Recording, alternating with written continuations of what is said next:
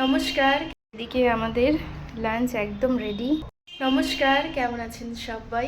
তো আজকের দিনটি হচ্ছে রবিবারের দিন, আর সময় হচ্ছে এখন প্রায় 2টার মতন বাজে।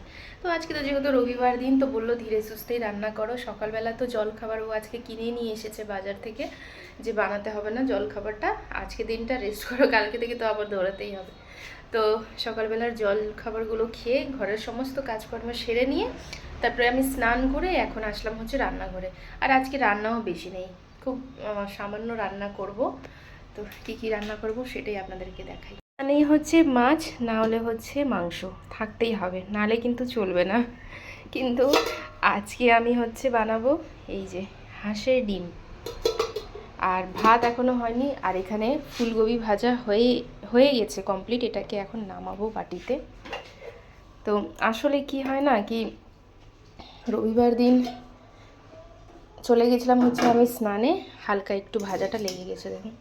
তাড়াতাড়ি এসে গ্যাসটা অফ করলাম, ভাবলাম যে যতক্ষণ আমি স্নানে আছি একদম হালকা হিট করে গেছিলাম জানেন, তাও লেগে গেল।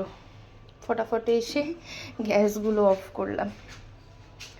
আসলে রবিবার দিন মাছ মাংস ছাড়া সত্যি হয় না, তবে এই পরশু দিনকাই হচ্ছে রাত্রেবেলা চিকেন করেছিলাম, তো এখন আবার চিকেন খেতে মন চাচ্ছে না। ও বলছিল মাটন নিয়ে আসি, না থাক, মাটনও খেতে মন চাচ্ছে না জানেন।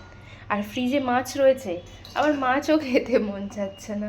2 দিন কালকেও মাছ খেয়েছি, আর আমার না একই জিনিস কন্টিনিউ যখন হয়ে যায় না 2-3 দিন, মানে ভালো লাগে না। তা ভাবলাম ঠিক আছে, আজকে হচ্ছে ভাত হবে, ডাল হবে না। আর হচ্ছে ফুলকপি বললো আলু দিয়ে ভাজা করো, আলু দিতে না করছিল, তাও ছোট ছোট 2টো দিয়েছি আলু। আর হচ্ছে এই যে হাঁসের ডিম বললাম নিয়ে আসো, তো হাঁসের ডিম দিয়ে আজকে হচ্ছে আন্ডা কারি বানাবো। আপনাদের সঙ্গেও শেয়ার করব কি করে বানাচ্ছি। তার আগে এগুলো ঢেলে নিয়ে এই কড়াইটা একবার মাজবো, লেগে গেছে না, এগুলো একটু মেজে পরিষ্কার করে নিই। এখানে হচ্ছে কড়াইতে তেল গরম করছি, ডিমটাকে হালকা একটু ভেজে নেব লবণ আর হচ্ছে আপনার হলুদ দিয়ে।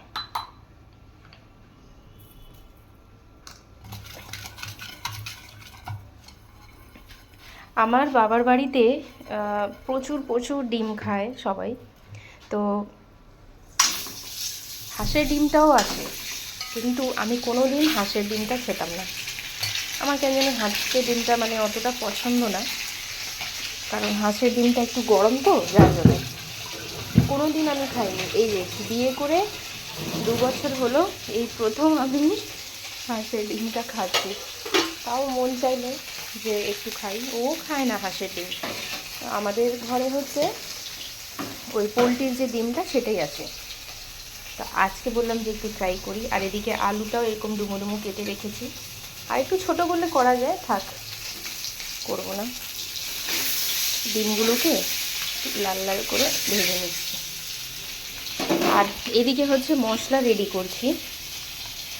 একটুখানি নিয়েছিলাম পোস্ত, আদা রসুন, গোটা গরম মশলা মানে দারচিনি এলাচ, আর হচ্ছে 4টের মতন পেঁয়াজ, একটা শুকনো লঙ্কা, আর হচ্ছে একটা টমেটো।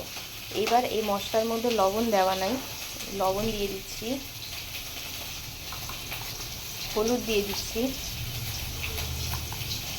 আর দেব হচ্ছে এই যে একটা গোটা রসুনও দেব, আর দেব হচ্ছে চিকেন মশলা।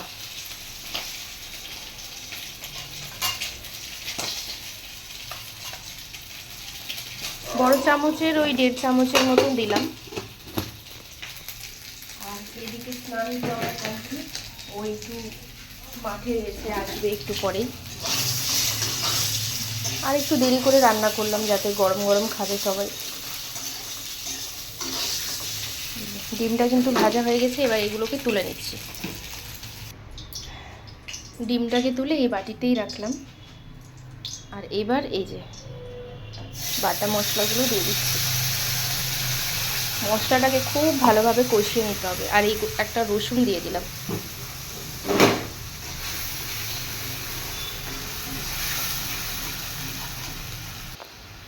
বাটিটা ধুয়ে বাটির জলটাও দিয়ে দিলাম। আজকে মশলা হচ্ছে আমি পাটায় বাটিনি, মিক্সিতেই করে নিয়েছি। এইবার এই মশলার মধ্যে আমি এই এটা কিন্তু সেদ্ধ করা আলু না, কাঁচা আলু সেটাই আছে, তো সেটাও মশলার মধ্যেই দিয়ে দেবো, যাতে মশলাও কষানো হবে, আলুটাও সেদ্ধ হবে।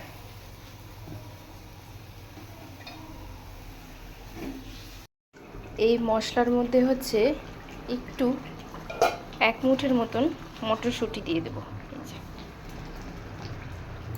না দিলেও হয়, তবে শীতের দিন না একটু ভাল লাগে। এখন আরও অনেক সময় লাগবে মশলাটাকে কষিয়ে নেব, একদম ভালোভাবে কষিয়ে নিতে হবে। আর আমি হালকা একটু চিনিটাও দিয়েছি এটার মধ্যে।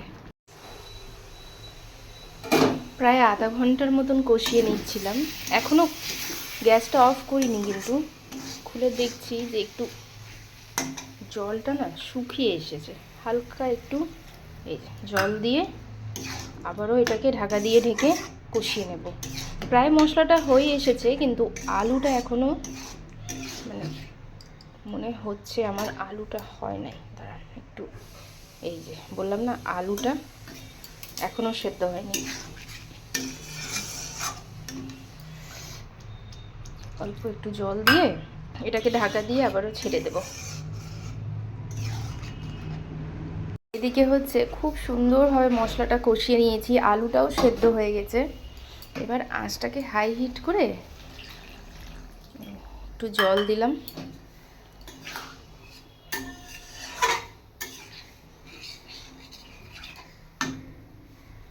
এবার এই ডিমগুলো দিয়ে দেব।